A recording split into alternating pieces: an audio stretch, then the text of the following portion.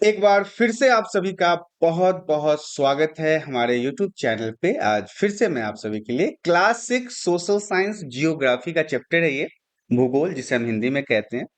Chapter 1 है जिसका नाम है सौर मंडल में पृथ्वी। सौर मंडल भी आप लोगों को समझाएंगे और पृथ्वी क्या है इसके बारे में भी समझाएंगे। आपके एग्जाम के लिए काफी महत्वपूर्ण चैप्टर है। हालांकि चैप्टर को इस बार एनसीईआरटी के सिलेबस से हटा दिया गया है, लेकिन फिर भी मैं आपको बताना चाहूंगा कि यह एक ऐसा चैप्टर है जो आपके एग्जाम के लिए या फिर आपके आगे के चैप्टर के लिए, जो भी जियोग्राफी के आपके आगे के चैप्टर है ना, उनके लिए काफी महत्वपूर्ण है। क्योंकि अगर आप सौर मंडल नहीं समझेंगे तो आगे आने वाले चैप्टरों में जो ग्रहों के बारे में जानकारी होगा, जो प्लैनेट्स के बारे में जानकारी होगा, उसको भी आप नहीं समझ पाएंगे। तो आइए शुरुआत करते हैं क्लास 6 सोशल साइंस भूगोल जियोग्राफी चैप्टर 1 जिसका नाम है सौर मंडल में पृथ्वी। सबसे पहले स्लाइड की तरफ बढ़ते हैं। सबसे पहला स्लाइड हमारा कहता है सौर मंडल क्या है। सौर मंडल से आप क्या समझते हैं, सौर मंडल होता क्या है? क्योंकि ये 6 क्लास का जियोग्राफी का फर्स्ट चैप्टर है, तो आपको थोड़ा सा सुनने में अटपटा सा लग सकता है कि भाई इससे पहले तो हमने कभी पढ़ा ही नहीं है सौर मंडल क्या था, क्या होता है। तो यहाँ पे मैं आपको बताना चाहूंगा कि सौर मंडल क्या होता है। सूर्य जो है, जो सन है, जिसकी लाइट से हमारा पृथ्वी जगमगाता है, प्रकाशित होता है, साथ साथ 8 ग्रहों की संख्या है हमारे प्लेनेट में। ध्यान से समझिएगा, मैं ग्रह की बात कर रहा हूँ, प्लैनेट्स की बात कर रहा हूँ। तथा कुछ अन्य खगोलीय पिंड भी हैं। यहाँ पे लिखा हुआ है सूर्य, 8 ग्रह, उपग्रह भी है तथा कुछ खगोलीय पिंड भी हैं। जैसे कि क्षुद्र ग्रह है। अब आप सोच रहे होंगे कि क्षुद्र ग्रह क्या होता है, तो आगे के स्लाइड में मैं आपको क्षुद्र ग्रह के बारे में भी बताने वाला हूँ एग्जाम्पल के साथ, ताकि आपको आसानी से समझ में आ जाए। इसके अलावा उल्का पिंड भी है हमारे सौर मंडल में, उल्का पिंड भी है। और इन सभी के मिलने से, इन सभी का एक साथ मिलने से सौर मंडल का निर्माण होता है। तो यदि आपसे प्रश्न पूछा जाता है कि सौर मंडल किसे कहते हैं, तो आप बताएंगे सूर्य के साथ 8 ग्रह एवं उपग्रह एवं खगोलीय पिंड जैसे क्षुद्र ग्रह एवं उल्का पिंडों के मिलने से जिस मंडल का निर्माण होता है उसे हम सौर मंडल कहते हैं। इंपॉर्टेंट रहेगा, वेरी वेरी इंपॉर्टेंट। तो अब तो आपने सौर मंडल समझ लीजिए। अब हम उन सौर परिवारों को नाम देते हैं जिनका मुखिया सूर्य है। अब ध्यान से समझिए, मुखिया कहने का क्या मतलब है? लीडर है, सुप्रीमो है, इन सबको लीड करता है, तो लीड करने वाले व्यक्ति को मुखिया कहते हैं। ऐसे ही जो प्लैनेट्स को लीड करता है, जो ग्रहों को लीड करता है, वो ग्रहों का मुखिया होगा। तो वो कौन है? वो सूर्य है। तो अब सूर्य जिन जिन ग्रहों को लीड करता है, जिन जिन ग्रहों का मुखिया है, जरा उनके बारे में जान लेते हैं। हालांकि आगे बढ़ने से पहले मैं आपको ये डायग्राम बताना चाहूंगा। ये डायग्राम मैंने आपको समझाने के लिए लगाया ताकि आप हमारे सौर मंडल के अंदर के ग्रहों को समझ पाएं, प्लैनेट्स को समझ पाएं।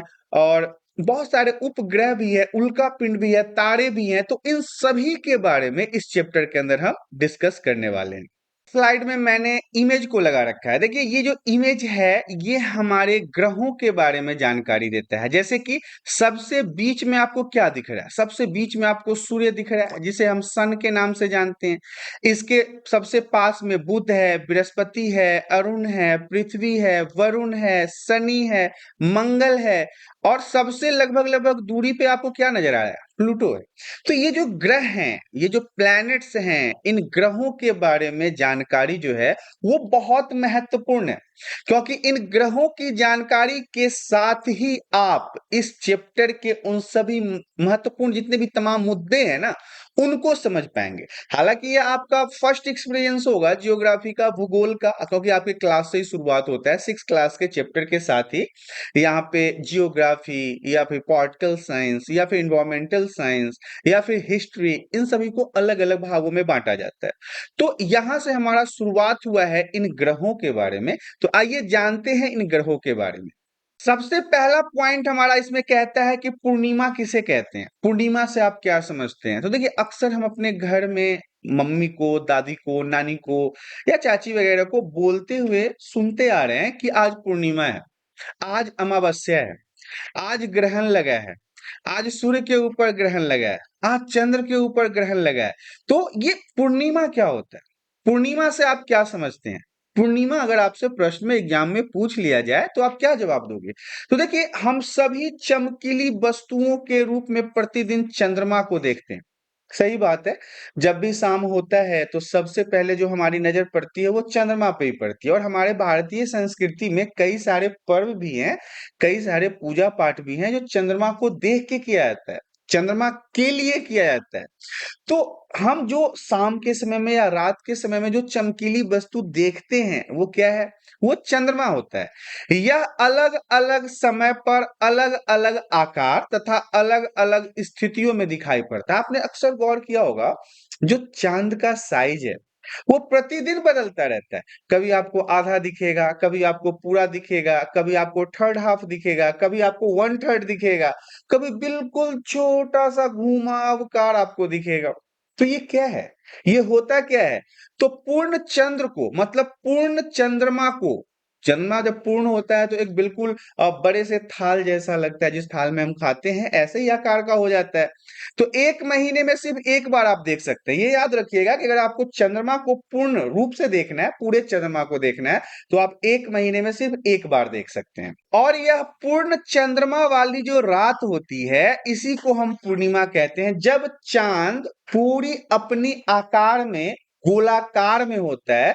तो ये महीने में एक बार ही होता है, और ये जब पूरा गोल होता है तो इसी को हम क्या कहते हैं? पूर्णिमा कहते हैं। आप यहाँ, आपके लिए मैंने एक इमेज लगा रखा है, ये इमेज देखिए। हालांकि ये समुद्र के इलाका का खींचा हुआ फोटो है, लेकिन यहाँ पे आप गौर कीजिए, जो चांद है वो पूर्ण रूप से गोल है। इसका कहने का मतलब ये है कि यह प्रकाशित भी उस दिन ज्यादा होता है। आपने गौर करना है, जब पूर्णिमा आ जाए, जब महीने में एक बार तो पूर्णिमा आता ही है, तो जिस दिन पूर्णिमा आए उस दिन आप गौर करना कि आपको ना लाइट ज्यादा दिखेगी, आपको प्रकाश जमीन पे ज्यादा दिखेगा।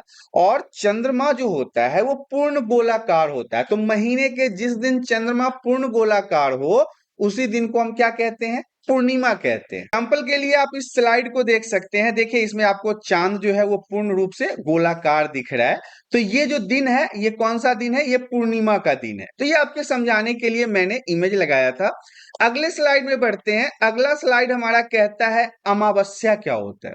देखिए, अभी मैंने आपको पूर्णिमा पढ़ाते समय ये भी बताया था कि अक्सर हम अपने घरों में अमावस्या के बारे में भी सुनते हैं कि अमावस्या क्या होता है।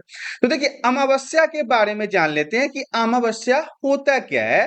जब चांद हमें, मतलब जब हम आकाश की तरफ देखें और चांद हमें दिखाई ही न दे, तो वो दिन जो होता है वो अमावस्या क्या होता है। ऐसे पूर्णिमा के दिन में हम क्या कहते हैं कि पूर्णिमा महीने में एक बार आता है, पूर्ण रूप से होता है, चांद पूर्ण गोलाकार होता है, प्रकाशित भी ज्यादा होता है। लेकिन जस्ट अपोजिट, जस्ट इसके उल्टा, अमावस्या की अगर हम बात कर लें, तो जब आकाश में हमें चांद ही ना दिखाई दे, बिल्कुल पता ही नहीं चले कि भाई चांद गया कहाँ, चांद कहीं खो तो नहीं गया, तो जब चांद ना दिखाई दे आकाश में, तो ऐसे समय में या फिर उस रात को अमावस्या की रात कहते हैं। जिस रात में, अब दिन में तो चांद ऐसे भी कोई नहीं देखता है, अगर देखना होगा चांद तो हम रात को ही देखेंगे।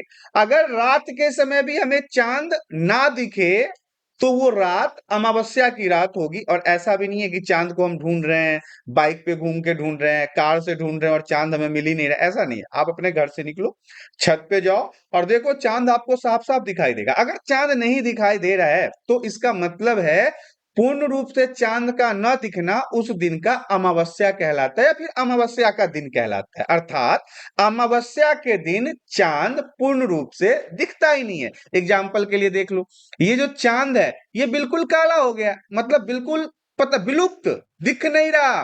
तो ये क्या होगा? अमावस्या का दिन होगा। याद रखिएगा, जब चांद हमें आकाश में बिल्कुल विलुप्त दिखाई न दे, तो वो दिन अमावस्या का दिन होता है। एग्जाम्पल के लिए आप यहाँ पे देख सकते हैं कि मैंने एक इमेज और लगाया है, जिसमें धीरे धीरे चांद के ऊपर काली परछाइयां जो है वो चढ़ती जा रही है। और धीरे धीरे ऐसा ही होगा कि अभी तो आधा चांद आपको नहीं दिख रहा, फिर ये बढ़ते बढ़ते पूरे चांद को अपने आगोश में ले लेगा, और फिर जो चांद है वो विलुप्त हो जाएगा, दिखेगा ही नहीं। और इसी रात को हम अमावस्या की रात कहते हैं। नेक्स्ट पॉइंट हमारा कहता है खगोलीय पिंड से आप क्या समझते हैं। वेरी इंपॉर्टेंट कि खगोलीय पिंड क्या होता है, खगोलीय पिंड से क्या अभिप्राय है, खगोलीय पिंड से आप क्या समझते हैं, ऐसे प्रश्न आपसे पूछे जा सकते हैं। हम आकाश में, स्काई में जब हम नजर ऊपर की तरफ उठाते हैं तो आकाश में हमें अनगिनत चमकदार पिंड दिखाई देते हैं, या फिर हम चमकदार पिंडों को देख सकते हैं। रात के समय में अगर आप, आकाश आपका साफ है, बरसात का मौसम नहीं है, बादल नहीं लगा हुआ है, और तब आप आकाश को देखते हो तो आपको बहुत सारे सितारे दिखाई देंगे, बहुत सारे चमकीले स्टार्स दिखाई देंगे। तो ये जो चमकदार पिंड है ना, जैसे कि सूर्य, जैसे कि चंद्रमा, जैसे कि तारे, जैसे कि और ग्रह इत्यादि, इन पिंडों को, जितने भी पिंड हमें आकाश में दिखाई देते हैं जो चमकीले हैं, एग्जाम्पल के लिए सूर्य को ले लो, चंद्रमा को ले लो, पृथ्वी को ले लो, तारे और भी बहुत सारे तारे हैं, तो ये सब क्या है, ये सब जो पिंड हमें दिखाई देते हैं, इन पिंडों को हम खगोलीय पिंड के नाम से जानते हैं। एग्जाम्पल के लिए यहाँ इमेज देख लीजिए, बहुत सारे यहाँ पे प्लैनेट्स हैं, इसमें से कुछ प्लैनेट्स चमकीले हैं, कुछ चमकीले नहीं है, कुछ के पास खुद का प्रकाश है, कुछ के पास खुद का प्रकाश है ही नहीं। तो लेकिन जितने भी पिंड हमें दिखाई देते हैं उन सभी को हम खगोलीय पिंड के नाम से जानते हैं। तस्वीर आपके सामने है जहां पे मैंने आपको बताया था कि इन सभी ग्रहों का मुखिया जो है, लीडर जो है, वो सन है, अर्थात सूरज है। उसके बाद मरकरी, वेनस, अर्थ, मार्स, जुपिटर, स्ट्रम, तो ये सारे एक लाइन से, यहाँ पे आपको देख लो, पहला, दूसरा, तीसरा, चौथा, पांचवा, छठा, सातवां, आठवां, नौवां, ये 9 ग्रह आ गए ना टोटल। याद रखिएगा ग्रहों की संख्या जो है वो कुल ग्रहों की संख्या 9 है, और इन सभी ग्रहों का मुखिया जो है वो सूर्य है। सूर्य के हिसाब से सबसे पास वाले ग्रह का नाम अगर आपसे पूछा जाए तो आप बताओगे बुध है, जो सबसे दूर है वो प्लूटो है। तो ये सारे ग्रहों का आपको ये जो इमेज दिखाई दे रहा है, इससे आप अंदाजा लगा सकते हो कि किस प्रकार से ग्रहों की स्थिति दर्शाई गई है, ताकि ये आपके समझने के लिए मैंने लगाया, ताकि आप समझ पाओ कि ग्रहों की दशा को हम कैसे देख सकते हैं, या फिर ग्रहों से ग्रहों की जो दूरी है उसका ज्ञान हम कैसे प्राप्त कर सकते हैं। पॉइंट हमारा कहता है तारा, जिसे हम स्टार के नाम से जानते हैं, और हमने बचपन से ही सुनते आए हैं कि ये जो आकाश में जो टिमटिमाते हैं रात को, छोटे छोटे जो आपको दिखाई देते हैं पृथ्वी से, खासकर पृथ्वी से जब हम देखते हैं तो ये स्टार्स हमें बड़े छोटे छोटे दिखते हैं। लेकिन मैं आपको बता दूं कि ये स्टार्स की मतलब इतना बड़ा, ये इतने बड़े होते हैं जिसमें कई बार तो ऐसा अनुमान आप लगा नहीं सकते कि कई सारी पृथ्वियां घुस सकती है। हमारा जो अर्थ है ना, वो एक एक स्टार के अंदर कई सारी समा सकती है, लेकिन हमारी पृथ्वी से इन स्टार्स की जो दूरी है ना वो बहुत ज्यादा है, इस कारण से हम इन्हें बहुत छोटा देख पाते हैं। तो कुछ खगोलीय पिंड बहुत ही विशाल और गर्म होते हैं। याद रखिएगा मैंने आपको खगोलीय पिंड के बारे में बताया भी है। तो कुछ ऐसे खगोलीय पिंड हैं जो बहुत ही बड़े होते हैं, बहुत ज्यादा गर्म होता है, और ये गैसों से बने होते हैं। जो गैस होता है ना उससे इनका निर्माण होता है। इन खगोलीय पिंडों की अपनी उष्मा और प्रकाश होता है। इनके पास सूर्य की तरह खुद का अपना गर्मी होता है, खुद का अपना लाइट होता है। जो खगोलीय पिंड अपना प्रकाश और उष्मा विसर्जित करते हैं उसे तारा कहते हैं। याद रखिएगा, ऐसे खगोलीय पिंड जिनके पास खुद का अपना उष्मा हो, ऊर्जा हो, प्रकाश हो, ऐसे खगोलीय पिंड को हम स्टार्स अर्थात तारे के नाम से जानते हैं। यहाँ पे आप इस डायग्राम के माध्यम से समझ सकते हैं कि आकाश में आपको लाखों करोड़ों ऐसे स्टार्स दिख जाएंगे जो टिमटिमा रहे हैं, जो जगमगा रहे हैं। तो ये सब जो हैं ये किससे बने हुए हैं? इनका अपना उष्मा है, अपना प्रकाश है, इसी कारण से ये स्टार्स और तारे कहलाते हैं। पॉइंट हमारा कहता है सूर्य एक तारा है। हाँ, ये बात भी आपको समझने योग्य, बहुत अच्छा एग्जाम्पल भी आ गया आपके पास, क्योंकि मैंने आपको समझाया भी तो अभी यही है कि तारे क्या होते हैं। तो तारे तो उन्हीं को कहते हैं ना जिनका खुद का उष्मा है, ऊर्जा है, जिनके पास खुद का प्रकाश है, वो तारे कहलाते हैं। तो सूर्य एक तारा है मतलब सन को आप एज ए स्टार ट्रीट कर सकते हैं। तारे के आने वाली जो रोशनी होती है वो कांपती हुई दिखाई देती है। ये बात ध्यान रखिएगा, ये भी वेरी वेरी इंपॉर्टेंट है कि तारों से आने वाली जो लाइट्स होती है वो आपको कांपती हुई दिखाई देगी। इसे तारों का टिमटिमाना कहते हैं। सही बात है, जब भी हम आकाश में कभी भी, हम भी बचपन से देखते आए हैं, बचपन से हर एक बच्चे का शौक होता है कि वो तारों को टिमटिमाता हुआ देखे। तो जब भी आप तारों को देखोगे तो वो टिमटिमाता रहता है, उससे आने वाली जो रोशनी है ना वो काम कपकपी हुई सी रहती है। तो सूर्य हमसे काफी नजदीक है, ये बात याद रखिएगा, पृथ्वी के नजदीक है सूर्य। अब आप कहोगे कैसे, तो अभी तो मैंने आपको दिखाया था, ये रहा हमारा अर्थ और ये रहा सन, तो ये तो पृथ्वी से नजदीक ही है ना। ये आप एग्जाम्पल के तौर पे समझ सकते हो।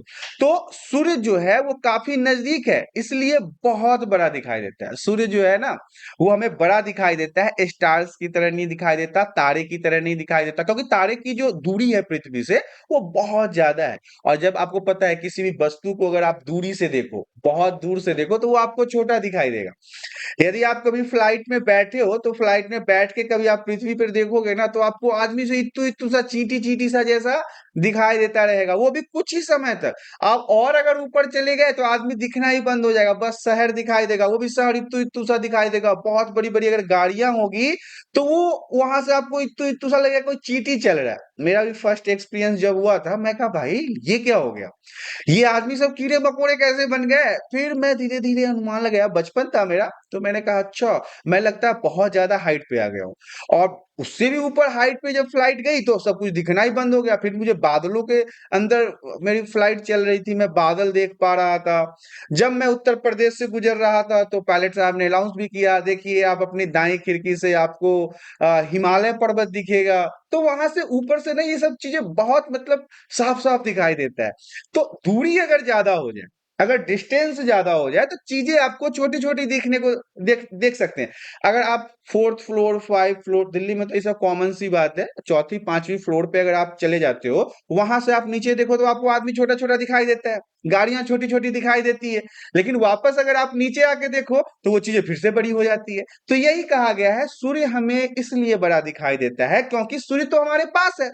पृथ्वी से सूर्य की दूरी ज्यादा नहीं है, लेकिन ये जो स्टार्स हैं ये बहुत ज्यादा दूर है हमसे, इसलिए टिमटिमाते हुए दिखाई देते हैं। जबकि ये सूर्य से कई कई सारे ऐसे स्टार है हजारों गुना बड़े हैं।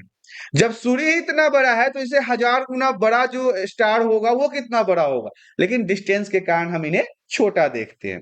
ये तारे हमसे बहुत दूर है, जैसा कि मैंने अभी आपको बताया, और भी बहुत सारे तारे हैं जो हमसे बहुत दूर हैं, इसलिए वो चमकदार बिंदुओं की तरह दिखाई देते हैं। आपको तो पता ही होगा कि जब चीजें हमसे दूर हो जाती है तो वो छोटी नजर आने लगती है। ये सारी चीजें हमने ऑलरेडी डिस्कस कर लिया है।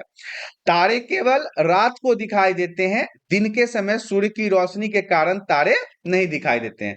दिन के समय में यदि आप तारों को देखने की कोशिश करो तो आपको नहीं दिखाई देगा, क्योंकि सूर्य की जो लाइट होती है, जो सनलाइट होता है ना, वो बहुत ज्यादा होता है। तो तारे तो दूर हैं, हालांकि उनके पास भी लाइट है, उनके पास भी खुद का एनर्जी है, उष्मा है, हीट है, लेकिन वो इतने दूर है ना कि वो छोटे छोटे हो जाते हैं दूरी के कारण, और सूर्य का प्रकाश के समय में, दिन के समय में आप उन्हें नहीं देख पाते हो, इसलिए हम इन्हें रात में देख पाते हैं। ये आपको मैंने एक इमेज दिखाया है जिसमें आपको जो आपको वातावरण में दिखाई दे रहा है, तो इसमें आप देख सकते हो। अगर मैं जो फ्लाइट की बात भी कर रहा था ना, वो ऐसे ही बादलों के ऊपर उड़ता है, नीचे तो पता ही नहीं चलता क्या चल रहा है। आपको ऊपर बिल्कुल आकाश नीला नीला दिखाई देगा, क्योंकि हम तो खुद ही बादल के ऊपर होते हैं, तो हमें बादल दिखेगा क्या, बादल तो हमें नीचे दिखता है। तो ये जो है वो सूर्य के बारे में था। चलिए, सूर्य के बारे में हो गया, अब हम आगे की टॉपिक की तरफ बढ़ते हैं। अब हम बात करेंगे नक्षत्र मंडल के बारे में, कि नक्षत्र मंडल क्या होता है। नक्षत्र मंडल से आप क्या समझते हैं। रात में जब आप गौर से आकाश में देखेंगे, अक्सर लोग देखते हैं, अक्सर बच्चे भी देखते हैं, बूढ़े भी देखते हैं, जवान भी देखते हैं, हर कोई। अब रात में अगर मान लो आपको छत पे सोने का मौका मिलता है तो आप कहाँ देखोगे, छत के नीचे नहीं ना, छत के ऊपर ही लोग देखते हैं। तो वहां पे आपको टिमटिमाते हुए सुंदर सुंदर सितारे नजर आ जाएंगे। तो रात रात में अगर आप गौर से आकाश में देखते हैं तो आपको लगेगा कि तारों का कुछ समूह अलग अलग पैटर्न बनाते हैं। हाँ, ये बात भी बड़ा कॉमन सा है। इतने सारे सितारे हैं, इतने सारे स्टार्स हैं कि उनका बनावट आप अपने आंखों में अगर इमेजिनेशन करते हो तो आपको लगेगा कि अरे ये तो ये शेप बना रहा है, ये तो ये टाइप का डिजाइन बना रहा है। तारे आपस में आपको डिजाइन बनाते हुए मिलेंगे।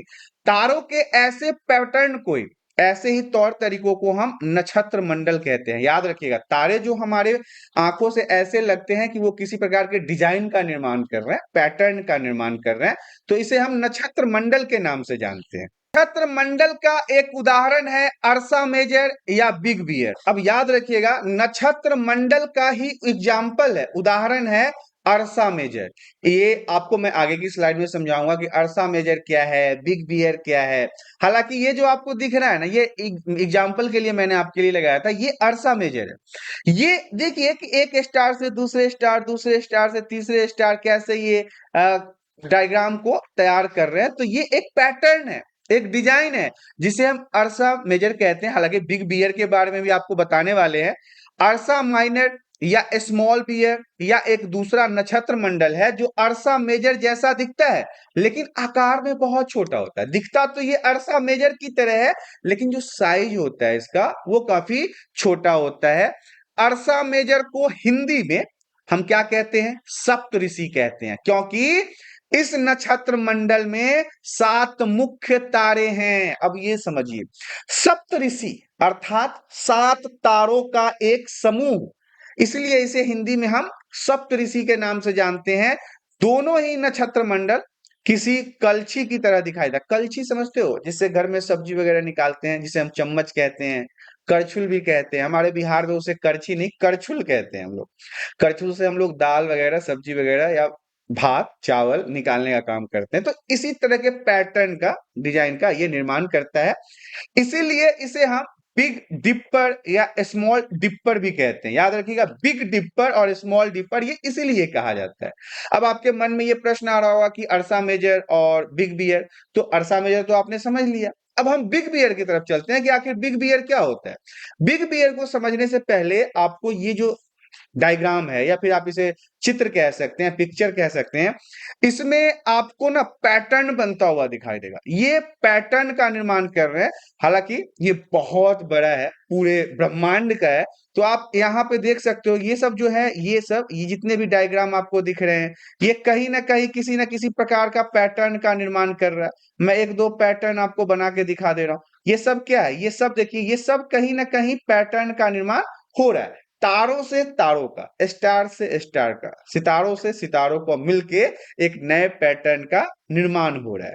हमारा कहता है अर्सा मेजर या बिग बियर। अब अर्सा मेजर और बिग बियर क्या है, इसके बारे में जान लेते हैं कि अर्सा मेजर से आप क्या समझते हैं, बिग बियर से आप क्या समझते हैं। तो देखिए, यह एक प्रकार का नक्षत्र मंडल है। ध्यान से समझिए, यह एक प्रकार का नक्षत्र मंडल है। यह बहुत आसानी से पहचान में आने वाला नक्षत्र मंडल, आप बहुत आसानी से इसे पहचान सकते हैं। सप्तऋषि, क्योंकि मैंने आपको बताया था कि प्रमुख 7 सितारों से मिलकर इसका निर्माण होता है, इसलिए इसे हिंदी में सप्तऋषि के नाम से जाना जाता है। यह 7 तारों का समूह है, इसमें टोटल 7 स्टार्स हैं, वो भी बहुत प्रमुख प्रमुख, जो कि नक्षत्र मंडल अर्सा मेजर का भाग है, इसीलिए इसे अर्सा मेजर या बिग बियर के नाम से जाना जाता है। ये आपको जो डायग्राम दिख रहा है, ये देखिए, ये बियर के अंदर एक ऐसा पैटर्न का निर्माण हुआ। मतलब जो बियर होता है, जो भालू होता है, वो भी तो कुछ ऐसे देखने में लगता है। ऐसा ही कुछ इस स्टार ने यहाँ पे बिग बियर जैसा डायग्राम बना रखा है, इसीलिए इसे पैर वैर के साथ दिखाया गया है। तो ये क्या दिखाई दे रहा है? ये बिग बियर के रूप में पहचाना जा रहा है। और इसमें क्या है? प्रमुख 7 सितारे, स्टार कह सकते हो आप, इसके अंदर संलग्न होते हैं। नेक्स्ट पॉइंट हमारा कहता है ध्रुव तारा क्या होता है, या फिर ध्रुव तारा से आप क्या समझते हैं। प्राचीन समय में लोग रात में दिशा का पता लगाने के लिए तारों का मदद लेते थे। ध्यान से समझिएगा, प्राचीन समय में, पुराने समय की हम बात कर रहे हैं। उस समय घड़ी नहीं हुआ करता था, दिशाओं का पता लगाने के लिए कंपास नहीं हुआ करता था, आज की तरह टेक्नोलॉजी हाई नहीं थी, मोबाइल नहीं हुआ करता था। तो लोग जो थे, जो जनता थी उस समय की, जो पब्लिक थी, वो दिशा का ज्ञान लगाने के लिए ऐसे ही रात में ध्रुव तारा, स्टार्स का उपयोग करते थे। उत्तर तारा उत्तर दिशा को बताता था, इसे हम ध्रुव तारा भी कहते हैं। जो उत्तर तारा था ना, वो उत्तर की दिशा में होता था, तो लोग उसे देख के पहचान जाते थे कि हम उत्तर दिशा की ओर चल रहे हैं, और उसी उत्तर तारा को हम ध्रुव तारा के नाम से भी जानते हैं। नेक्स्ट पॉइंट हमारा कहता है, ग्रह से आप क्या समझते हैं, या फिर ग्रह क्या होता है, ग्रह किसे कहते हैं। कुछ खगोलीय पिंड किसी एक तारे के चारों ओर चक्कर लगाते रहते हैं। ध्यान से समझिएगा, कुछ खगोलीय पिंड ऐसे होते हैं जो किसी एक तारे के, मतलब एक ही तारे के चारों ओर चक्कर लगाते रहते हैं, तो इन्हें ग्रह कहते हैं। ध्यान से समझिएगा, प्लैनेट्स क्या होता है। तो कुछ खगोलीय पिंड जब एक ही तारे के चारों ओर चक्कर बार बार लगाता रहे, तो इसे हम ग्रह कहते हैं। ग्रह के पास अपना प्रकाश नहीं होता है। पृथ्वी हमारा एक ग्रह है ना, पृथ्वी भी हमारा एक ग्रह है, और क्या पृथ्वी के पास खुद का लाइट है? नहीं है ना। हमारा लाइट का सोर्स क्या है? सूर्य है।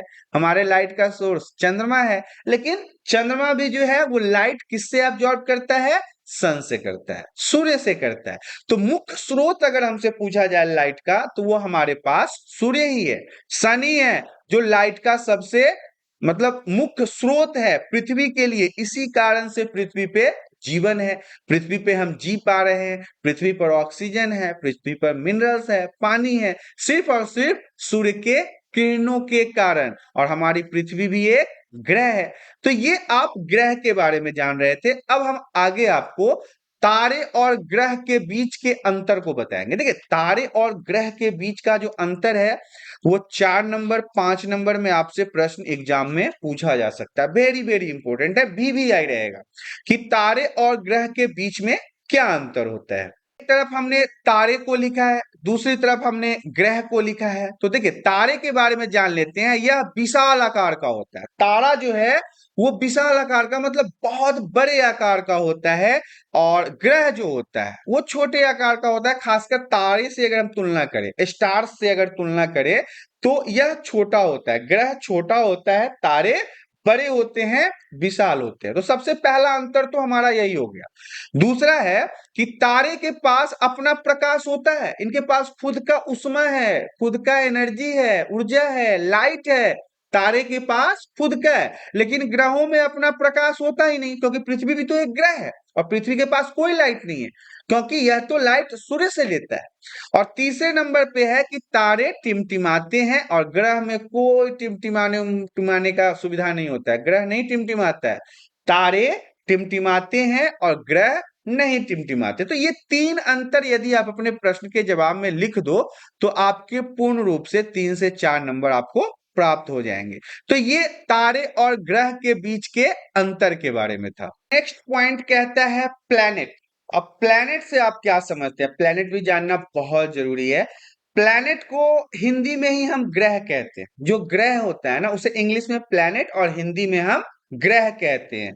ग्रीक भाषा के प्लेनेटाइज शब्द से यह बना हुआ है। याद रखिएगा, अगर आपसे पूछा जाए कि भाई ग्रह को इंग्लिश में क्या कहते हैं, तो आप कहोगे प्लैनेट कहते हैं। तो इसका निर्माण कैसे हुआ, इसकी उत्पत्ति कैसे हुई? तो ग्रीक भाषा का जो शब्द है प्लेनेटाई, याद रखिएगा प्लेनेटाई, इसी से प्लैनेट का निर्माण हुआ है। कहाँ का भाषा था? ग्रीक का था। और इसका जो अर्थ है, प्लेनेटाई का जो मतलब होता है, वो परिभ्रमक होता है, अर्थात चारों ओर घूमने वाला, भ्रमण करने वाला। इसी कारण से इसका नाम प्लेनेट रखा गया। अब जैसे कि यहीं पे आप देख लो, ये सारे जो है वो अपने अक्ष पे कहीं ना कहीं तो घूम ही रहे हैं ना, इसलिए इनका नाम प्लेनेट रखा गया था। नेक्स्ट पॉइंट हमारा कहता है उपग्रह। उपग्रह से आप क्या समझते हैं, या फिर उपग्रह किसे कहते हैं?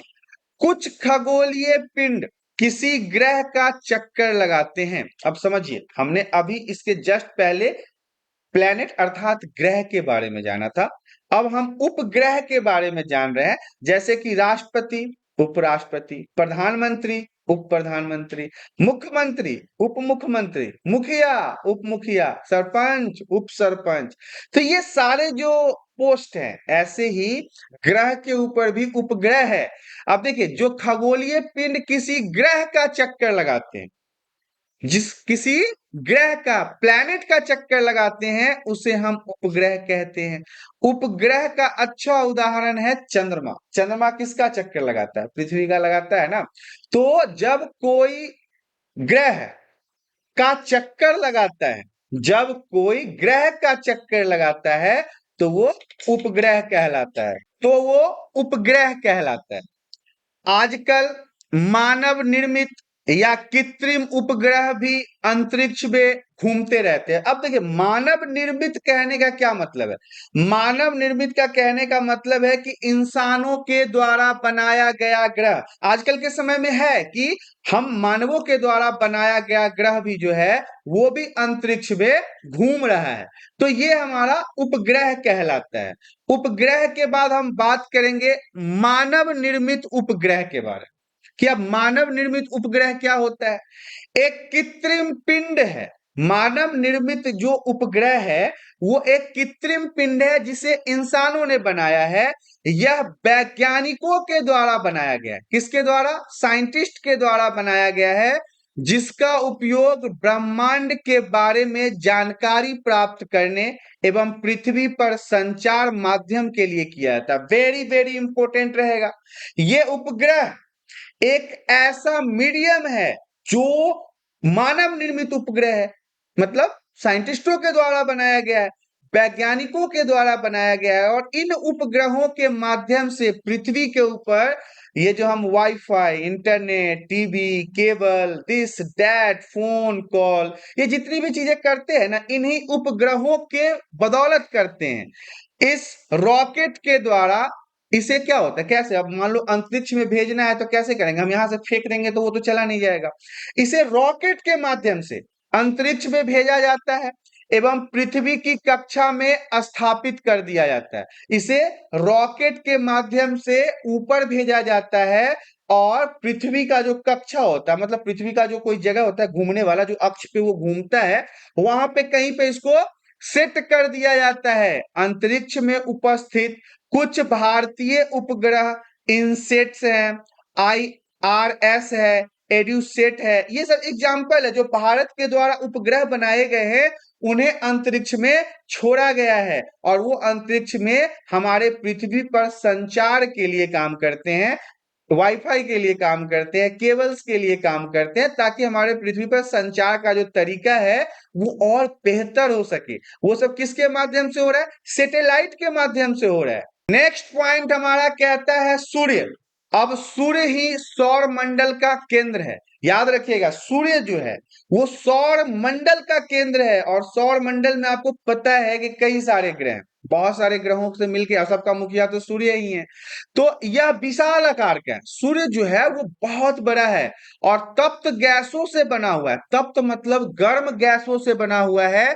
सूर्य के आकर्षण बल के कारण सौर मंडल के सदस्य एक दूसरे से बंध कर रहते हैं। ध्यान से समझिएगा, सूर्य के आकर्षण बल मतलब कि ग्रेविटेशनल फोर्स के कारण सौर मंडल के जितने दूसरे ग्रह हैं वो एक दूसरे से बंधे हुए रहते हैं।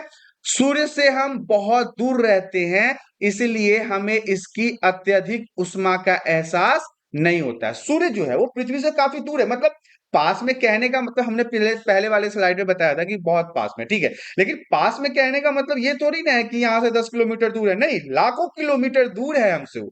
इसी कारण से सूर्य का जो प्रकाश है ना वो हम तक बहुत ज्यादा गर्मी नहीं पहुंचाता है। लेकिन एक बात याद रखिएगा कि अगर हम इसके पास होते ना तो ये हमें जला ही देता, क्योंकि सूर्य की जो रोशनी है गर्मी के समय में आप देखते हो 60-60 डिग्री टेम्परेचर चला जाता है, जबकि इतने दूर हैं।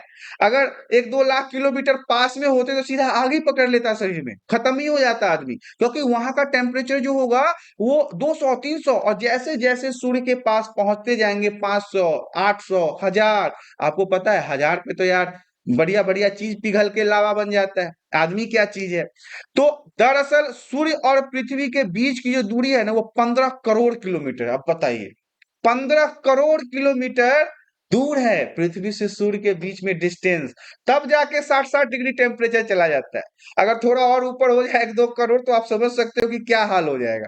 और प्रकाश की जो गति है, जो सूर्य के प्रकाश का गति है वो 3 लाख किलोमीटर प्रति सेकेंड होता है, मतलब 1 सेकेंड में वो 3 लाख किलोमीटर की दूरी तय कर सकता है। समझ सकते हैं कितना फास्ट इसका लाइट है। इतनी तेज गति से चलने पर भी प्रकाश को सूर्य से पृथ्वी तक पहुंच मतलब सूर्य की जो लाइट होती है उसे पृथ्वी तक पहुंचने में 8 मिनट लग जाता है। समझो बात को।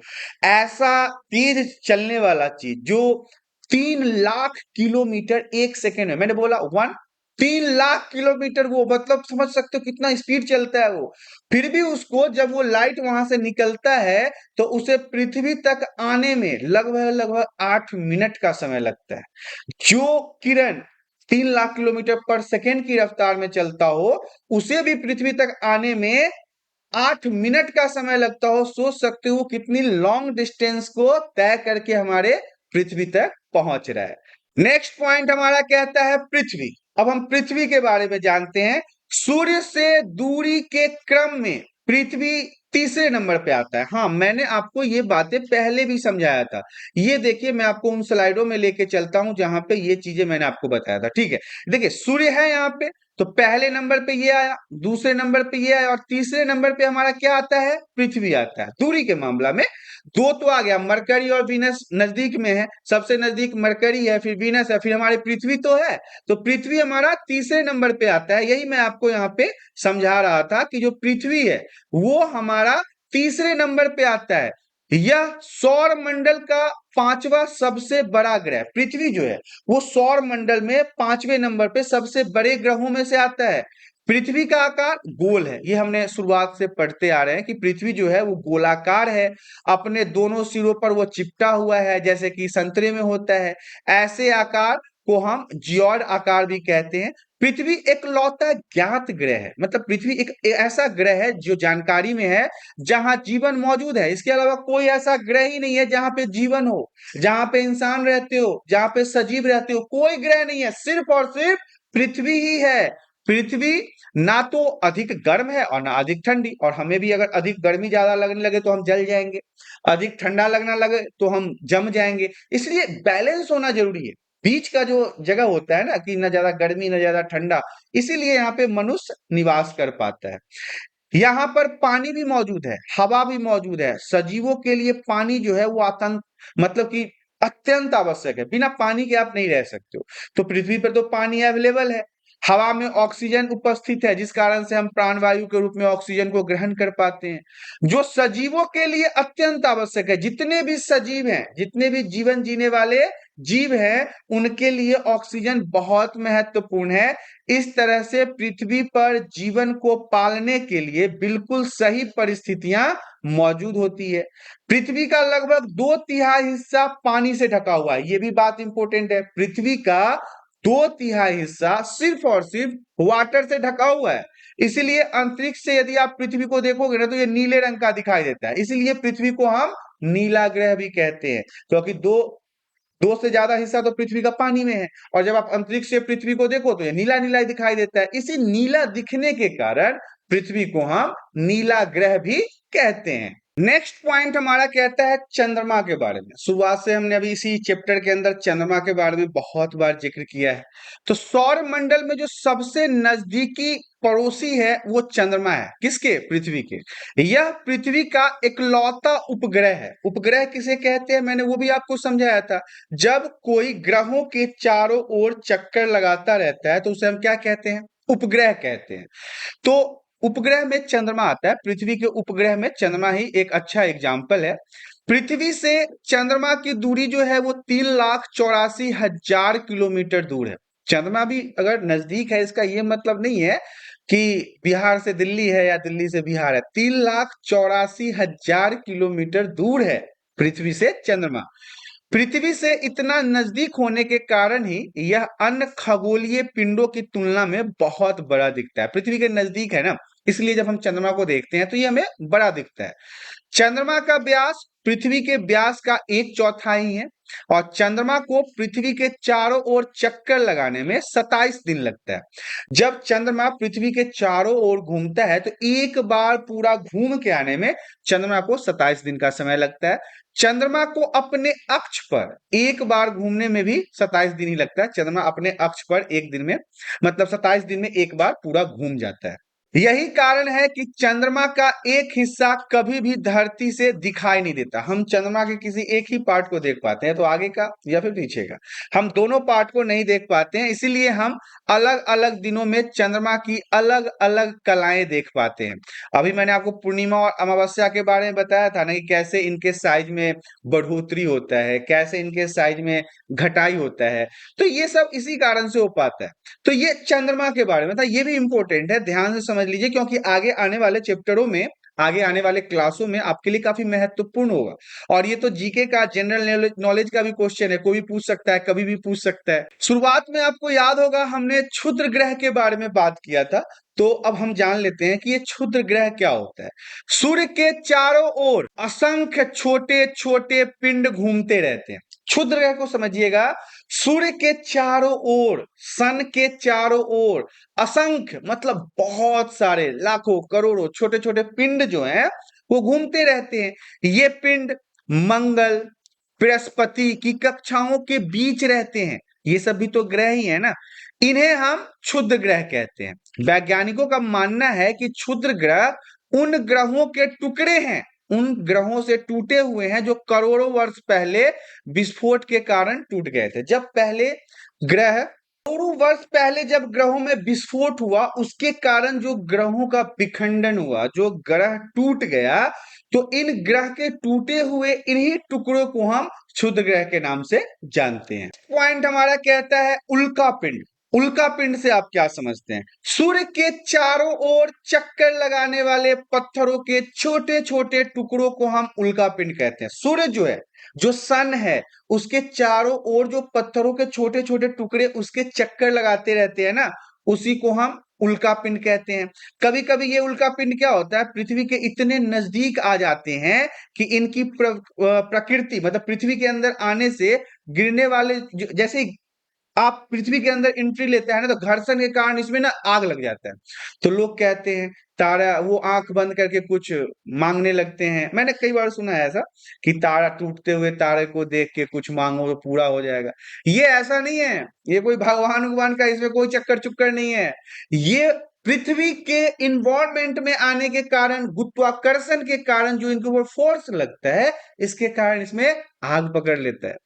और ये कभी कभी छोटे भी होते हैं, कभी कभी बड़े भी होते हैं। कभी कभी ये इतने छोटे होते हैं, छोटे कहने का मतलब है आधा किलो, 1.5 किलो, 2 किलो, कि ऊपर ही जलते हैं, ऊपर ही खत्म हो जाते हैं। कोई कोई बड़ा होता है, वो पृथ्वी पर आके गिर जाता है। कई बार ऐसा हुआ है कि उल्का पिंड पृथ्वी पे आके गिरा है, के कारण चमकदार प्रकाश उत्पन्न होता है। कभी कभी कोई कोई उल्का पिंड बिना जले ही पृथ्वी पर गिर जाता है। अब इतना बड़ा होता है कि पूरा जल नहीं पाता है, और बिना जले ही पृथ्वी पर गिर जाता है, जिसके कारण पृथ्वी पर गड्ढा बन जाता है। कई बार तो भूकंप भूकंप भी आ जाता है। और आपको बता दें, यही उल्का पिंड है जो डायनासोर को खत्म किया था।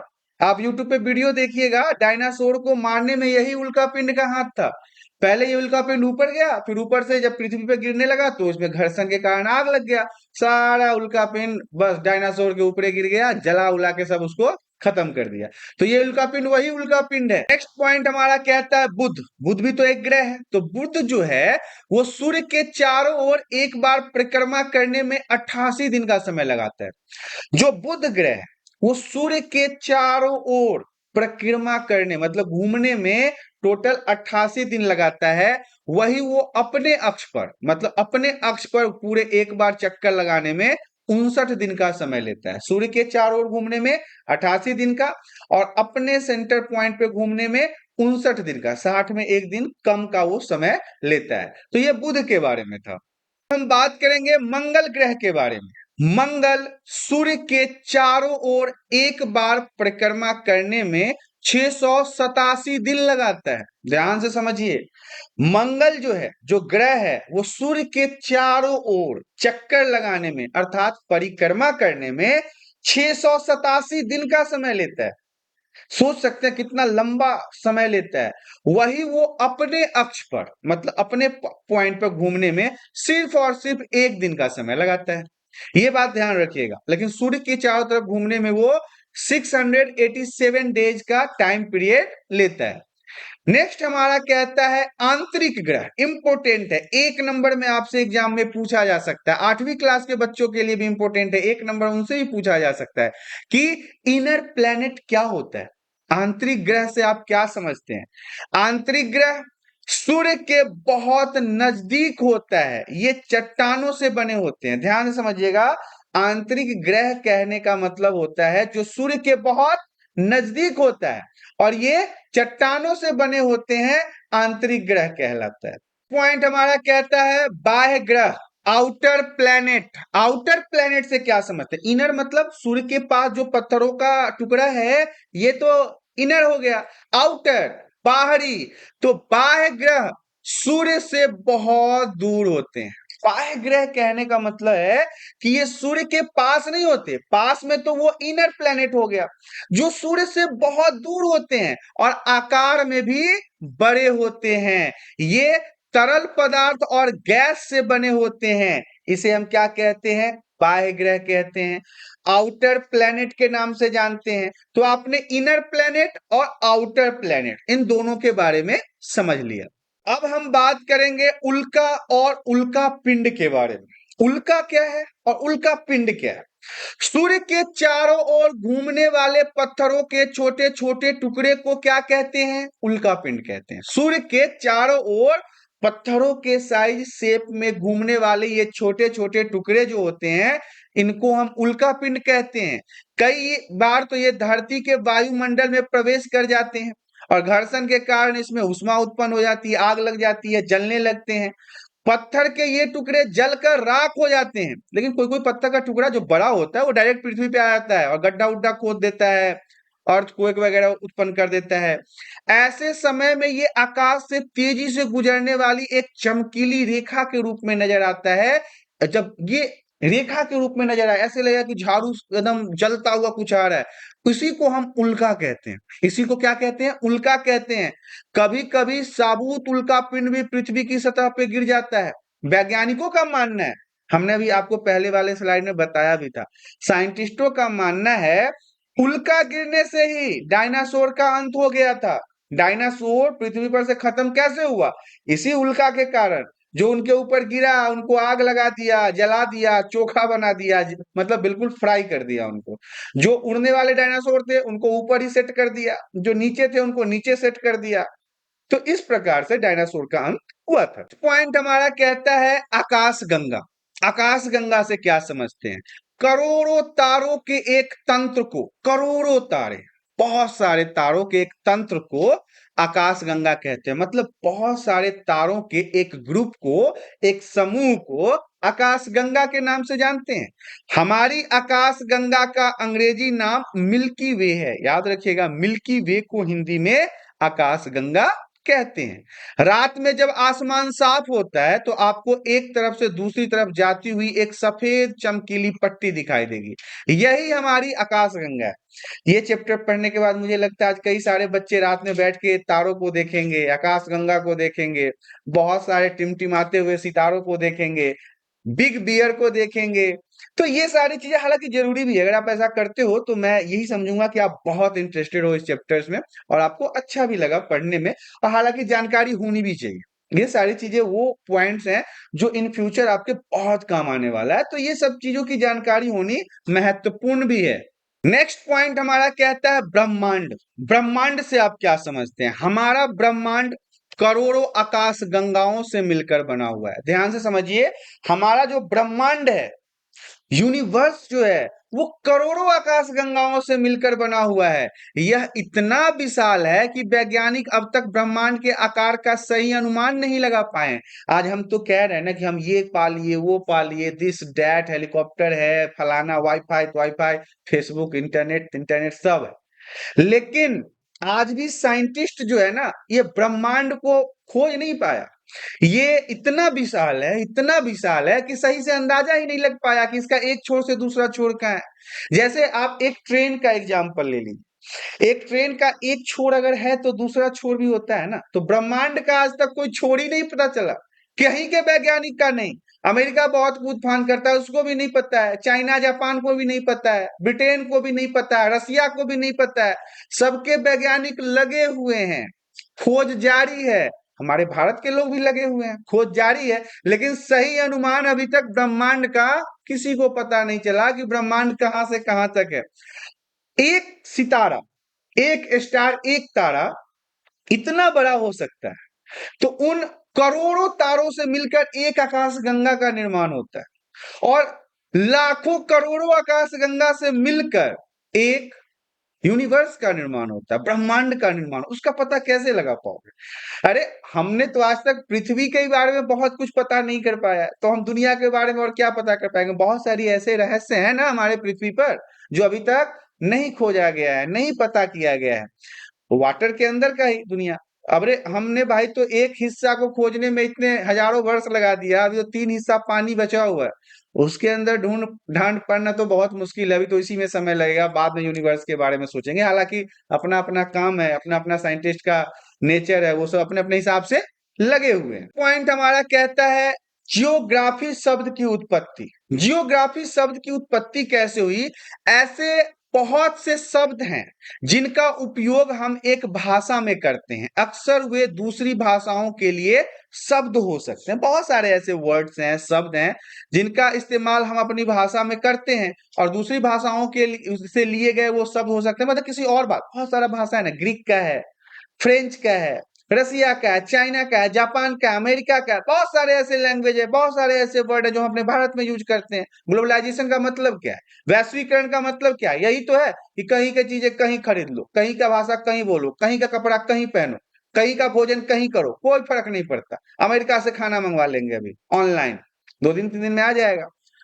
लगता है ज्यादा बोल दिया, अमेरिका ज्यादा दूर हो गया। भारत का मान लो कि चेन्नई वगैरह से मंगवा ले, बैंगलोर से मंगवा ले, जो मन है जहां मन है बनाओ खाओ। कपड़े तो मंगवा सकते हैं ना अमेरिकन, छोटे छोटे कपड़े तो मंगवा के पहन सकते हैं। तो ये ग्लोबलाइजेशन को दिखाता है, ग्लोबलाइजेशन का प्रतीक है। उदाहरण के लिए जियोग्राफी एक अंग्रेजी शब्द है जिसका अर्थ है पृथ्वी का विवरण, विस्तार से पृथ्वी को जानना। यह 2 ग्रीक शब्दों से मिलकर बना है जिसका नाम है जी शब्द का अर्थ है पृथ्वी, और ग्राफिया शब्द का अर्थ होता है लिखना, मतलब पृथ्वी के बारे में लिखना। अंग्रेजी शब्द भी है, ग्रीक शब्द भी है, किसी दूसरे भाषा में मैच करेंगे तो वहां से भी कुछ इसका अर्थ निकलेगा। तो ये जियोग्राफी शब्द की उत्पत्ति, शुरुआत यहीं से हुई थी। नेक्स्ट पॉइंट हमारा कहता है खगोल शास्त्री। अब हम खगोल शास्त्रियों के बारे में जान लेते हैं। रात में आसमान को देखकर मनुष्य हमेशा से मोहित हुआ है। मैंने शुरुआत में भी आपको बताया था ना कि रात में अगर आप आकाश देखते हो, टिमटिमाते हुए सितारों को देखते हो, चांद को देखते हो, तो आप मोहित हो जाते हो, आप प्रसन्न हो जाते हो, आपको देखना अच्छा लगता है। खगोलीय पिंडों एवं उनकी गति के संबंध में अध्ययन करने वाले खगोल को खगोल शास्त्री कहते हैं। जो इन खगोलीय पिंडों के बारे में अध्ययन करते हैं, जानकारी इकट्ठा कर लेते हैं, उन्हें हम खगोल शास्त्री कहते हैं। शास्त्री मतलब जो उन चीजों के बारे में जानकारी रखता है। आर्यभट्ट प्राचीन भारत के प्रसिद्ध खगोल शास्त्री थे। नाम आपने जरूर सुना होगा आर्यभट्ट के बारे में। उन्होंने कहा था कि सभी ग्रह तथा चंद्रमा प्रवर्तित सूर्य प्रकाश के कारण चमकते हैं। मतलब चंद्रमा के अंदर जो चमक है, जो लाइट है, वो सूर्य के प्रकाश के कारण है। आज विश्व के सभी भागों में खगोलविद ब्रह्मांड के रहस्यों को खोजने में लगे हुए हैं। पूरे विश्व में अपने अपने देशों के हिसाब से हर जगह पे आपको खगोल शास्त्री मिल जाएंगे, जो विश्व के ब्रह्मांड, मतलब जो ब्रह्मांड की इंफॉर्मेशन है, जानकारी है, इनके रहस्य हैं, इनको ढूंढने के काम में लगे हुए हैं, इनको खोजने के काम में लगे हुए हैं। नेक्स्ट पॉइंट हमारा कहता है सूर्य के प्रकाश की गति। हमने पहले भी डिस्कस किया था सूर्य के प्रकाश के गति के बारे में। प्रकाश की गति जो है वो 3 लाख किलोमीटर प्रति सेकेंड है। मतलब 1 सेकेंड में सूर्य का प्रकाश 3 लाख किलोमीटर की दूरी तय करता है। इस गति के बावजूद, इतना तेज चलने के बावजूद, इतना स्पीड में आने के बावजूद, सूर्य के प्रकाश को पृथ्वी तक पहुंचने में 8 मिनट का समय लग जाता है। इंपोर्टेंट प्रश्न रहेगा 1 नंबर के लिए VVI कि सूर्य के प्रकाश को पृथ्वी तक पहुंचने में 8 मिनट का समय लगता है, और सूर्य के प्रकाश की गति 3 लाख किलोमीटर पर सेकेंड है। ये दोनों पॉइंट आप याद रखिएगा। नेक्स्ट पॉइंट हमारा कहता है नील आर्मस्ट्रॉन्ग। अब ये क्या है? नील एल्डरसन आर्मस्ट्रॉन्ग एक वैज्ञानिक का नाम, एक अमेरिकी खगोल शास्त्री और चंद्रमा पर कदम रखने वाले प्रथम व्यक्ति थे। याद रखिएगा, अमेरिका के खगोल शास्त्री थे और चंद्रमा पर कदम रखने वाले प्रथम व्यक्ति थे। कौन? Neil Armstrong. आपको मैंने अपने चैनल पे जीके के शॉर्ट्स पे भी ये बातें बताई है। आपको अगर आपने वीडियो देखा होगा तो आपको याद होगा। तो ये जो नील आर्मस्ट्रॉन्ग थे वो चंद्रमा पर पहुंचने वाले प्रथम व्यक्ति थे और अमेरिका के रहने वाले थे, वहीं के खगोल शास्त्री थे जिन्होंने 20 जुलाई 1969 को सबसे पहले चंद्रमा की सतह पर कदम रखा था, पैर रखा था। कहां पे? चंद्रमा पे। किसने? नील आर्मस्ट्रॉन्ग ने। कब रखा था? तो 20 जुलाई 1969 को। पॉइंट हमारा कहता है कक्षा से क्या समझते हैं। कक्षा क्या होता है? देखिए, सौर मंडल में सभी 8 ग्रह एक निश्चित पथ पर सूर्य का चक्कर लगाते हैं। अब आप सोच रहे होंगे 8 ग्रह, मैंने तो आपको 9 बताया था। हाँ, 9 बताया था, लेकिन सूर्य को मिला के ना, यहाँ पे तो सूर्य को छोड़ के बात कर रहे हैं। टोटल 9 ग्रह हैं, हम अभी भी कह रहे हैं, आप कंफ्यूज मत होइएगा। 9 ग्रह ही हैं, लेकिन सूर्य को लगा के यहाँ पे हम कह रहे हैं ना भैया कि ये सूर्य के चक्कर लगाते हैं ये 8 ग्रह, अर्थात सूर्य को मिला के 9 ग्रह हो जाएगा। ये रास्ते दीर्घवृत्ताकार में फैला हुआ है, मतलब ऐसा है, फिर ऐसा है, फिर ऐसा है, ऐसे ऐसे पूरा फैला हुआ है। यही क्या कहलाता है? ये जो आपको वृत्त दिखाई दे रहा है, यही हमारा कक्षा कहलाता है, यही हमारा कक्ष कहलाता है। तो कक्षा और कक्ष भी आपके समझ में आ गया होगा। इस तरह से आपने देखा क्लास 6 सोशल साइंस भूगोल जियोग्राफी चैप्टर 1, जिसका नाम था सौर मंडल में पृथ्वी। यहाँ पे ये समाप्त हो गया। आशा करता हूँ वीडियो में दी गई जानकारी आप सभी को पसंद आया होगा। जानकारी पसंद आया तो वीडियो को लाइक करें, चैनल पे पहली बार आए तो चैनल को सब्सक्राइब कर लें, ताकि इसी प्रकार के एजुकेशनल वीडियो आपको हमेशा प्राप्त होता रहे। आज के लिए इतना ही, धन्यवाद।